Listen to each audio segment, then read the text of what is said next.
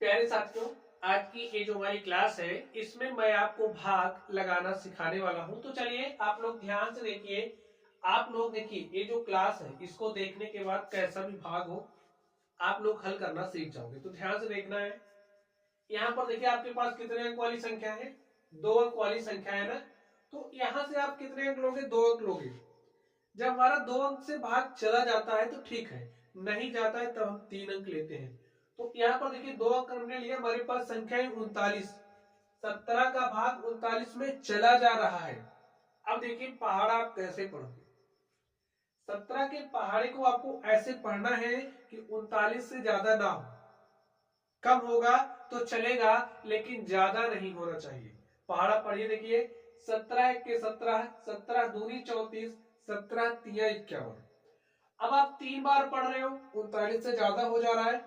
तो ऐसा नहीं आप एक बार पढ़ोगे, नहीं, 3 बार पढ़ने पर ज्यादा हो जा रहा है तो आप 2 बार पढ़ोगे। ठीक है, तो कितनी बार पढ़ोगे, 2 बार।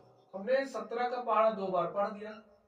जितनी बार पढ़ोगे उसको यहां लिखोगे और जो आएगा उसको स्टूडेंट्स आप यहां लिखोगे। तो 17 दूनी क्या हो गया, 34। अब आप घटा लीजिए, 9 में से 4 घटाया तो 5 आया, 3 में से 3 घटाया तो 0 आया।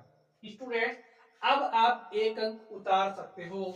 चलिए मैंने 1 अंक यहां पर उतार लिया है। अब आपको 17 के पहाड़े को ऐसे पढ़ना है कि 51 से ज्यादा नहीं होना चाहिए। 51 के बराबर अगर आ रहा है तो ठीक है, लेकिन ज्यादा नहीं होना चाहिए। तो पढ़ दीजिए पहाड़ा। देखिए कितनी बार पढ़ोगे, 17 के 17, 17 दूनी 34, 17 तिया 51। हमने पहाड़ा 3 बार पढ़ा और हमारे पास 51 आ गया। तो हम कितनी बार पढ़ेंगे, 3 बार। तो पढ़ दीजिए, देखिए क्या आया, 51। घटाइए, 1 में से 1 घटाया 0, 5 में से 5 घटाया 0। प्यारे साथियों अब हम 1 अंक उतार सकते हैं। तो मैंने यहां पर 1 अंक उतार दिया है।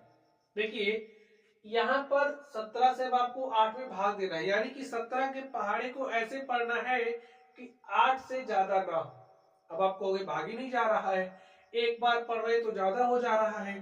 तो स्टूडेंट्स जब आप एक बार पढ़ रहे हो ज्यादा हो जा रहा है तो कोई बात नहीं, आप पहाड़ा 0 बार पढ़िए। तो यहाँ पर 17 शून्य क्या हो जाएगा, शून्य। घटा लीजिए, 8 में से 0 घटाया 8। अब आप 1 अंक उतार सकते हो। तो यहां पर मैंने 1 अंक उतार लिया है। 17 के पहाड़े को ऐसे पढ़ो कि 87 से ज्यादा ना हो। कम होगा तो चलेगा।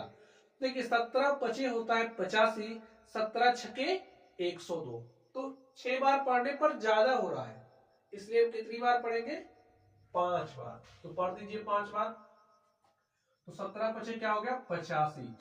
यहां लिखिए, घटाइए, 7 में से 5 गया तो 8 में से 8 गया 0।